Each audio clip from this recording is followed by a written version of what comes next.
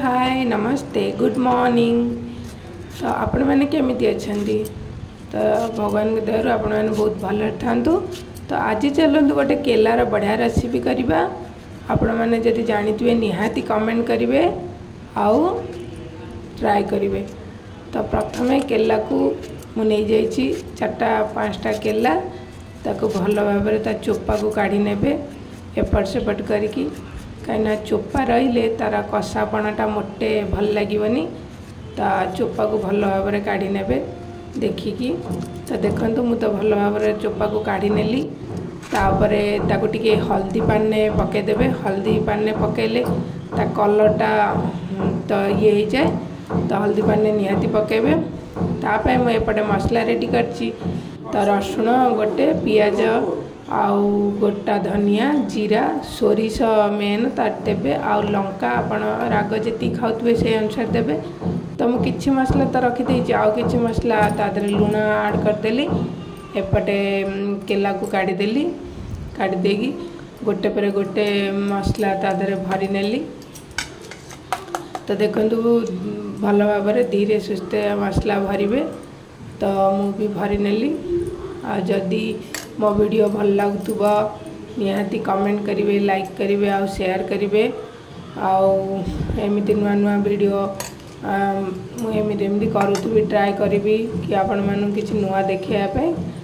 तो एमती देखु केलारे मु भरी देली। तो एपटे आमर कढ़ई तेल गरम करी ताकू एपटे छाड़ीदबा। तो ये सल्ला भजा आमर पखाल खायापे बहुत टेस्टी लगे। तो पखाल सहित केला भजार कॉम्बिनेशन बढ़िया। तो देखंतु गोटे पर गोटे मु भरी नेली आउ भरवा सहित भी आमर एपटे तेल भी गरम हो गलानी। तो मुझे तेल छाड़ी देती कढ़ई रे। तो ये गोटे पर गोटे छाड़ी नवा। तो छाड़ला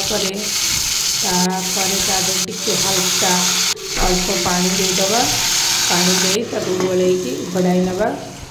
तो घोड़ेला टिके एबे ताको घोड़ाउथुबा आउ काढ़ुथुबा।